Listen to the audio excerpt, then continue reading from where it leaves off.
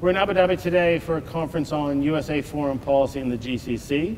We were having a discussion on how USA foreign policy is understood in the region. We're very pleased to have with us Guy Taylor as one of the speakers. Guy is the national security lead for the Washington Times newspaper in Washington, D.C. Thanks for coming, Guy. Absolutely. It's been really interesting, actually. In the discussion today, one of the main themes we saw was this disconnect between views, ideas, beliefs, threats, perceptions in the region, and a lack of understanding on the U.S. side or communication.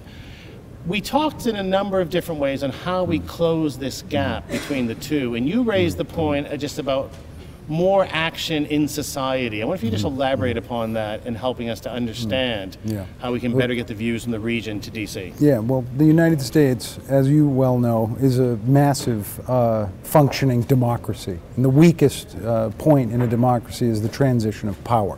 We're in a transition of power right now that's pretty tremendous because we have this unorthodox new president occupying the leadership of the executive.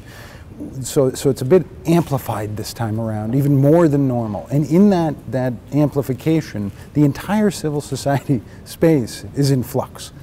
And so the established norms and narratives of American think tanks analyzing Washington foreign policy is all open and shifting. Everybody's scrambling against each other. This is important because it opens a window that only comes along every 4 years anyway, but now it's really open because of how much more dramatic this transition has been.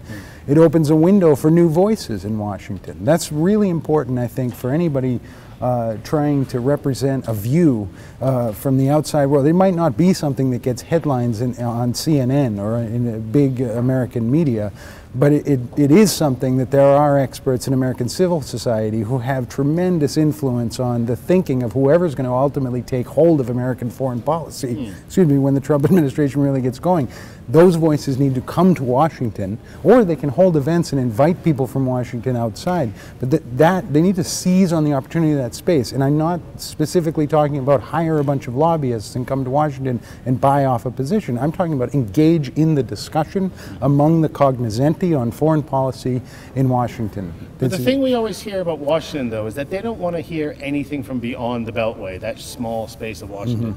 So how do outside views, how do think tanks like Trends get into that conversation in D.C.? Yeah, well, I think you partner with organizations in Washington and hold events that will draw attention of that so-called cognoscenti and get a dialogue going in that way.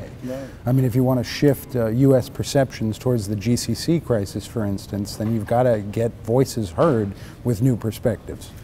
But as you also said in your presentation, social media technology today means there's a lot of ideas out there moving at high speed. How does anybody compete, well, not compete, but how does anybody get heard in such a busy, active space? Yeah, I think you got to go deeper and stronger with analysis and solid reporting, fact-based material. Research, data-based analysis, and push it around and recognize it's not going to necessarily become some wildfire popular thing on American popular media. However, it's going to be seen by the serious thinkers. There's that cognoscenti again that are trying to shape opinion inside and shape American foreign policy. Okay, great.